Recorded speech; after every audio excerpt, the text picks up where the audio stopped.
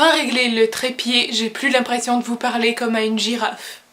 Bonjour à tous, ici Mookie de Chandaga et bienvenue au deuxième épisode de Mookie Taben. Ce mois-ci, nous ne verrons qu'un livre car je n'ai pas eu le temps d'en lire d'autres et de toute façon je crois que c'est plus raisonnable d'y aller un livre à la fois pour qu'on fasse durer le plaisir. Ce mois-ci, nous allons voir le troisième best-seller de Chetan Bhagat, j'espère que je le dis comme il faut, The Three Mistakes of My Life, les 3 erreurs de ma vie en français, c'est une traduction. Le livre date de 2008 et compte 326 pages, si on inclut le lexique. Chetan Bhagat est l'un des plus grands écrivains de langue anglaise, de la littérature sud-asiatique, d'ici. De quoi ça parle? Tout commence avec Chetan Bhagat. Est-ce que c'est Chetan ou Chetan? Parce que Chetan en malayalam, ça veut dire grand frère et c'est écrit avec un E, donc j'imagine que c'est Chetan, mais en hindi ils disent Chi. Je suis toute mêlée. Bhagat, on va l'appeler Bhagat, monsieur l'auteur, monsieur l'écrivain. Namasté. Tout commence en 2005 quand Bhagat reçoit un email d'un jeune homme qui veut mettre fin à ses jours en avalant un somnifère à chaque fois qu'il a fini d'écrire une phrase de son email. Bhagat panique et essaie de le rejoindre pour finalement se retrouver dans un hôpital public d'Ahmedabad, au Gujarat. Pour comprendre les raisons du suicide du jeune homme qui s'appelle Govind Patel, il faut remonter 5 ans en arrière, en 2000, au moment où lui et ses 2 meilleurs amis, Ishan et Omi, vivaient une vie presque parfaite. Ils avaient une entreprise ensemble, ils avaient ouvert un magasin de cricket, sauf que Govind a commis 3 erreurs qui ont fait éclater ce noyau de bonheur. Est-ce que Govind va pouvoir se racheter ou est-ce qu'il va continuer à prendre des somnifères jusqu'à ce que plus personne ne puisse le sauver? C'est à vous de le découvrir. Le style, malheureusement, c'est une traduction. Alors, j'ai pas pu très bien saisir le style de Bhagat. La narration est au passé simple, même si c'est Govind qui raconte l'histoire, et c'est assez bizarre. C'est un drôle de choix de traduction. On n'utilise pas en français le passé simple comme les anglophones utilisent le past simple dans la vie de tous les jours. Vous allez rarement entendre un francophone dire, à moins que ça soit ironique, « Après que nous eûmes pris notre petit déjeuner, nous partîmes faire une promenade. » On va plutôt dire, après qu'on ait fini de manger, on est allé prendre une marche ou faire une balade ou... Prenez le français que vous voulez. C'est que, au passé simple, ça implique que le narrateur est mort alors qu'on sait qu'il n'est pas mort, ou alors que l'action s'est déroulée dans un temps très lointain, par exemple dans un conte. Mais ici ce n'est pas le cas, alors la traductrice aurait facilement pu utiliser le passé composé par exemple, ou l'imparfait à la limite. Pour les locuteurs non francophones, ça doit être assez flou pour vous, mais juste pour vous dire que on a beaucoup de temps de verbes, mais on les utilise pas tous. C'est compliqué comme ça. Si vous avez lu ou entendu parler de Wuthering Heights, Les Hauts de Hurlevent en français, vous savez sûrement qu'il existe un narrateur dans un narrateur. Ici, c'est le cas. Chetan Bhagat dit qu'il a rencontré quelqu'un, c'est son histoire, et après, dans son histoire à lui, vient s'imbriquer l'histoire de Govind. Donc on a le prologue qui nous introduit dans l'histoire et l'épilogue qui conclut l'histoire, où c'est Chetan Bhagat qui raconte, et tout le reste est narré par Govind. Personnellement, je trouve que ça contrecarre le contrat de lecture. C'est comme dans le roman d'Alessandro Barrico, Novecento pianiste, où le narrateur jure que c'est vrai, c'est absolument vrai ce qu'il a vu, il a rencontré Novecento, et au final, bizarrement, paradoxalement, plus tu répètes au lecteur que c'est vrai, moins il va y croire. T'as juste à embarquer le lecteur dans ton histoire et ton travail est fait. D'un autre côté, c'est un procédé vraiment efficace pour bien ancrer l'histoire dans la réalité. En effet, je pense que ce qui rend le succès de Chetan Bhagat aussi flamboyant, c'est qu'il est capable de raconter l'histoire extraordinaire de gens ordinaires. Du moins d'après les 2 livres que j'ai lus de lui. 2. Il y en a 2 dans toute la ville de Québec, en français. Oui, Il y a beaucoup d'humour, un humour plus délicat que dans When Dimple Met Rishi, plus pince sans rire, c'est vraiment mon genre d'humour. Les personnages, naturellement on n'a que le point de vue de Govind, mais on ne voit pas nécessairement Ishan et Omi à travers ses yeux. Bien sûr, il les traite d'idiots, il condamne leurs actions, il juge ce qu'ils disent, ce qu'ils font, mais Ishan et Omi sont aussi des personnages à part entière. Ils ne sont pas victimes de la vision de Govind. Contrairement à Catcher in the Rye ou L'Attrape-Cœur en français, les personnages ne sont pas victimes du regard du narrateur. C'est peut-être ma perception à moi aussi parce que les 3 fois que j'ai lu le livre, je ne l'ai pas aimé. Mais la vision du narrateur est très cynique et ça teinte l'univers dans lequel il se trouve. Il met les femmes et les hommes dans le même panier, il les juge beaucoup, il les traite d'idiots, blabla. Mais heureusement ce n'est pas le cas avec Chetan Bhagat. Tous les personnages évolue de manière différente et c'est ce que nous allons explorer à l'instant. Nous avons donc Govind, 22 ans, qui est un génie des maths. C'est un tuteur en mathématiques. C'est lui qui a eu l'idée de fonder le magasin de cricket. Il est considéré comme égoïste, peu sentimental, froid. Et en effet, on peut voir à travers tout le roman qu'il considère certaines émotions comme inutiles. Il préfère la rationalité à l'émotivité.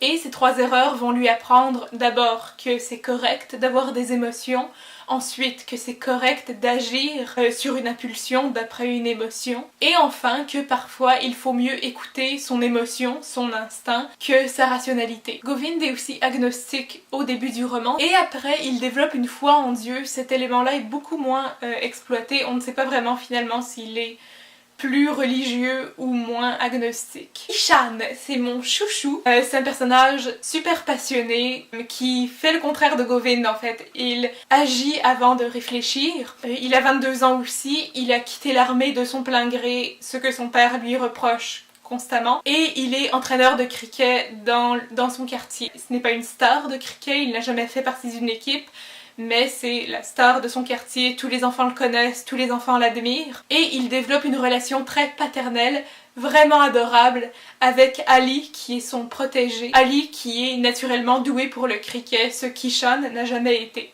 Et au lieu d'en cultiver de l'amertume, il essaie de lui inculquer tout ce qu'il connaît. Omi, selon moi, est le moins développé des 3 amis. Il adore ses amis et il trouve une véritable vocation dans la vente de matériel de cricket puisqu'il ne voulait pas devenir prêtre comme son père. Omi est le plus islamophobe des 3, le plus intolérant, mais je pense que c'est surtout parce qu'il s'est comme fait laver le cerveau. Omi finit par s'ouvrir à ce qui est différent de lui et peut-être trop tard. Je pense que ça a été moins bien introduit que, disons, la fibre paternelle d'Ishan ou l'évolution émotionnelle de Govind. Ali, le jeune prodige du quartier qui peut battre 3-6 de suite. Je ne sais pas ce que ça veut dire. À 12 ans, il a un don pour le cricket, mais il préfère jouer aux billes et il respecte beaucoup son abba, son père. Son lien avec Ishan, comme je l'ai dit plus tôt, est très fort, très beau. Il le considère comme le meilleur coach du monde, même quand d'autres opportunités s'offrent à lui. Ali est aussi doué d'hyper-réflexe. C'est une anomalie au sens médical du terme,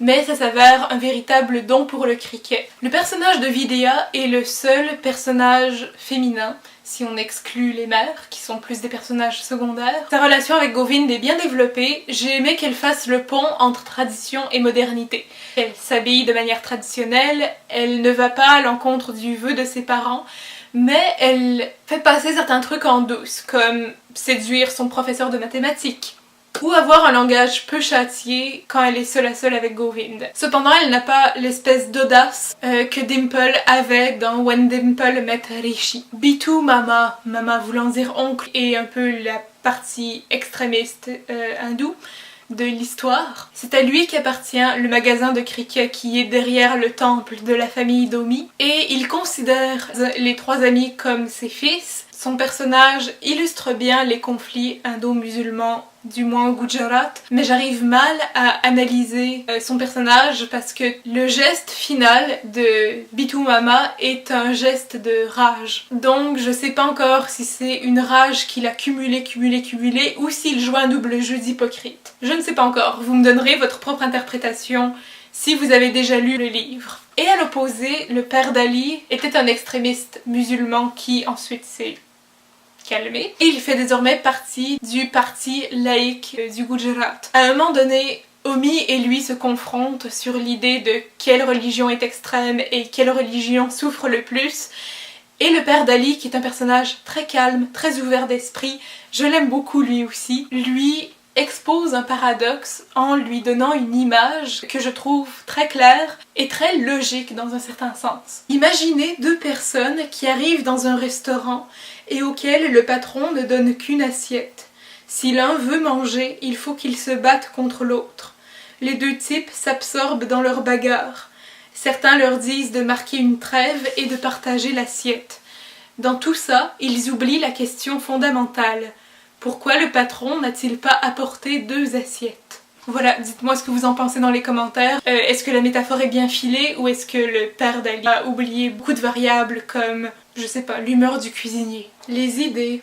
L'idée de départ est assez bonne, on veut savoir quelles sont les 3 erreurs de Govind et c'est bien aussi qu'il ne nous dise pas tout de go, il prend le temps de raconter son histoire pour bien mettre en contexte ce qui se passe. Les événements sont très bien ancrés dans la réalité, on parle des matchs de cricket historiques, on parle du séisme du Gujarat en 2001, du 11 septembre, alors vous savez que ça va barder. Tous ces événements-là qui sont extérieurs à nous, qui sont extérieurs à l'histoire, ont un impact direct sur les personnages principaux qui sont finalement des gens très ordinaires, mais on voit vraiment c'est quoi une tragédie dans un quotidien. Au final, c'est un très beau livre sur la religion, la gastronomie, les conflits politiques, les conflits sociaux, mais c'est surtout un très beau livre sur l'amitié.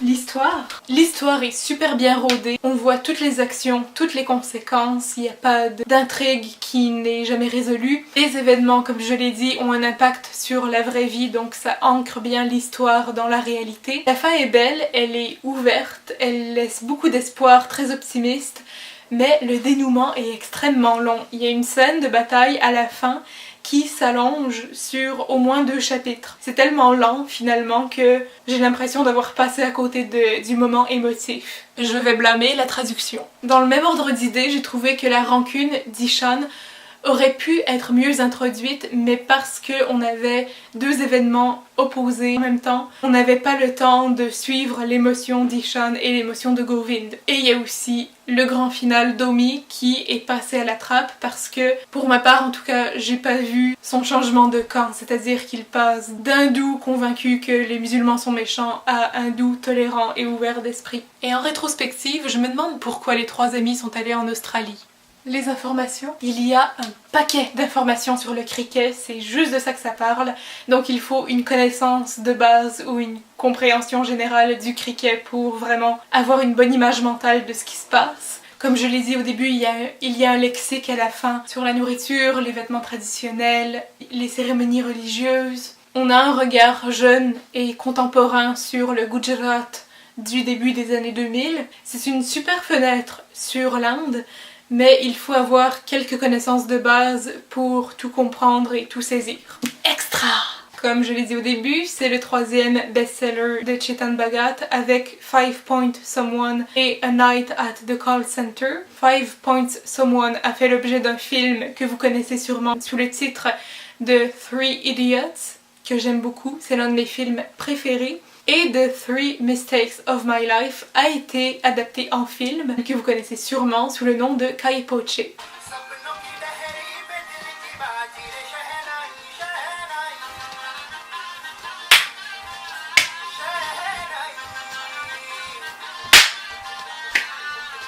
Et voilà, c'est ce qui conclut ce 2e épisode de Mookie Itaben. Merci d'avoir regardé l'épisode jusqu'au bout. Si vous voulez partager votre appréciation du livre ou m'en proposer d'autres, vous n'avez qu'à laisser un commentaire juste en dessous de la vidéo ou m'écrire à chandagabollywood@gmail.com. Vous pouvez aussi vous abonner à notre compte Twitter. J'y tweete des indices sur les prochains livres que je vais lire. Je vais laisser des indices pour le livre du mois de septembre et après celui du mois d'octobre, etc., etc. Vous pouvez le deviner et si vous gagnez, nommez votre prix. Je sais pas encore ce que je vais faire avec ça. Vous pouvez aussi nous suivre sur Facebook, Bolyshake, Instagram. On a un blog pour les traductions des chansons sur lesquelles nous avons dansé. Et vous pouvez aussi vous abonner à la chaîne et cliquer sur la cloche. Sur ce, c'était Mookie de Chandaga. Et à très bientôt.